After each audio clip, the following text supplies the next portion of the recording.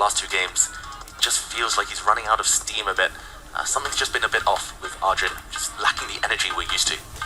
And I think one of the reasons for that, why he struggles against the very best in the world, has been also Arjun's biggest strength, his brand of chess.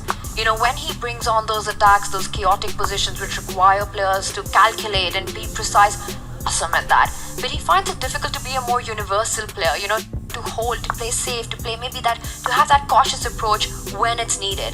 It's been sort of a struggle for him to kind of develop that more universal style of play. And against guys like Hikaru, you need to be playing every aspect of the game to the best of your ability. Now, let me ask you a follow-up question to that, Tanya. Speaking of slowing things down, knowing when to hold back, are we going to see Hikaru go for the throat here and try and get the full point with black?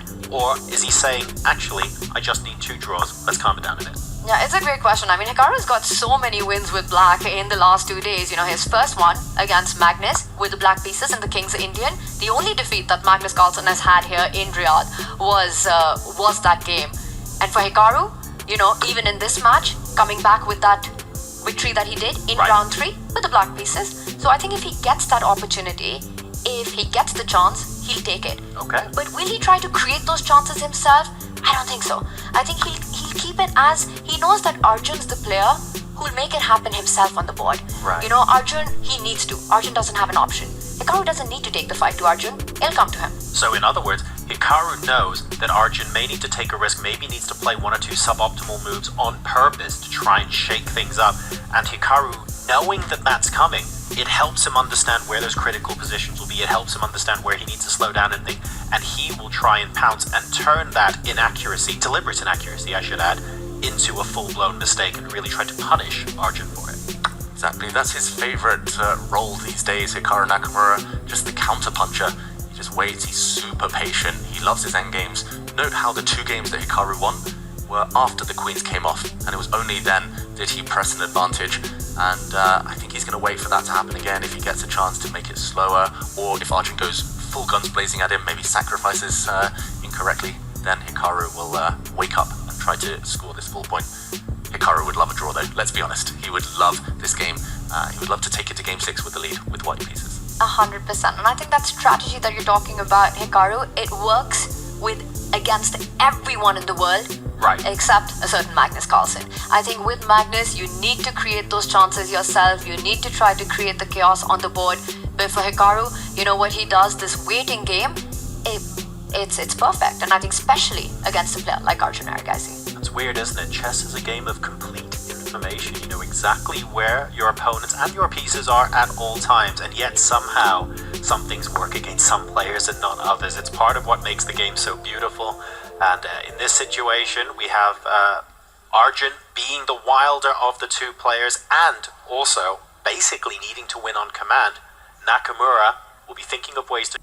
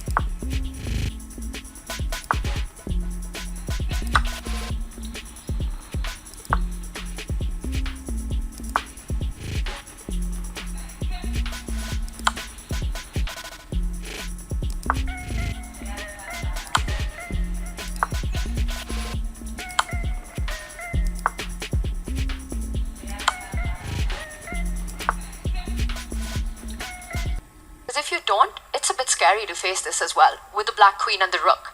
Yes, you can run with your king, but you're essentially giving black at least 3 pawns, which is more than enough compensation. So unless Arjun finds a good way to defend g2 and stop that check on e5, he might end up repeating and bail out in this position. And here, the all-seeing engine, the computer, our silicon friend, says that this move is by far the best for white.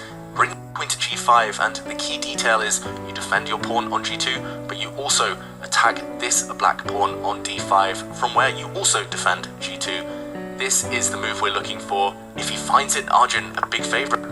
Oh, he does! It's 2 multi-purpose moves in a row. It's watching the g2 square, it's watching the e5 square, and guess what? The only other square the white queen can do that from is d5 after capturing the pawn. Not just that, it was 3. Even g7 was a tender spot. Hikaru kicks the queen, he wins the pawn. Hikaru reacted. He kind of leaned forward as if he might have missed this one. The black queen slides back, and there's a huge threat now. The black rook is trying to infiltrate on the second rank. The white king in the kill zone this time needs to run away as soon as it can. Get it to the left side of the board. Rook f2 is a massive threat that will end in checkmate. Arjun locked in. Oh! Moves the rook, and that's a blunder. Hikaru Nakamura has a winning move right now. Hikaru Nakamura, he needs to find the fact he can move his bishop to attack that rook. We'll just draw it with an arrow here. Bishop to b4 is a winning move that would tip white's defenses over. And no, he doesn't find it, Hikaru. Instead, he's going to trade rooks. This could be decisive now, white with an extra knight. Wow, missed opportunity. That was hidden. It's not obvious, I'm going to say, from Hikaru Nakamura. But he's chasing the white king now, only towards safety. When he had the option to give a check to make a small quiet move with the bishop taking away the escape route for the white king, not an easy spot, but a huge miss there by Hikaru, which has now gotten, in fact, Arjun back on the winning advantage as his king runs to safety, an extra piece on the board, and once it's Arjun on the attack with that bishop on b2 and the queen on d5 combining, the knight jumping to e6, that would be game over. Hikaru has to continue giving the checks.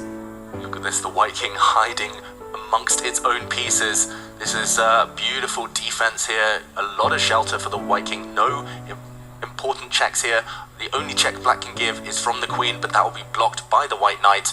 Hikaru's running out of ammunition. Look at this, the eval bar slides all the way up in white's favor. Hikaru reacting, he's down at 1 minute as well. This has all gone wrong. Ice cold defense from Arjun.